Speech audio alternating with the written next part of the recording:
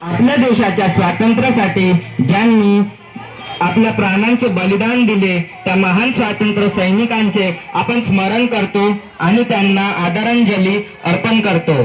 Mahatma Gandhi, Bhagat Singh, doctor Babasaheb Ambedkar, Subhashchandra Bose, Chandrashekhar Azad आणि राणी लक्ष्मीबाई आणि अनेक स्वातंत्र्य सैनिकांनी देशाच्या स्वातंत्र्यासाठी मोठा संघर्ष केला। भारतीय संविधानाने प्रत्येक नागरिकासाठी काही मूलभूत अधिकार आणि कर्तव्ये दिली आहेत।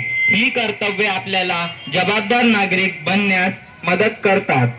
देशाची एकता आणि अखंडता जपणे, सार्वजनिक संपत्तीचे संरक्षण करणे आणि पर्यावरणाचे रक्षण करणे हे देखील आपले महत्त्वाचे कर्तव्य आहे। शिक्षणाचा अधिकार प्रत्येक मुलाला शिकण्याची, वाढण्याची आणि उज्ज्वल भविष्य घडविण्याची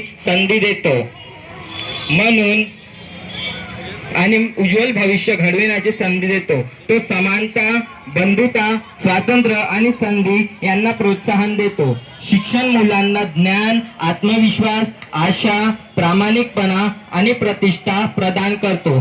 चला आपण सर्वजण एकत्र येऊन आपल्या देशासाठी काहीतरी चांगले करण्याचा संकल्प करूया। जय हिंद, जय महाराष्ट्र।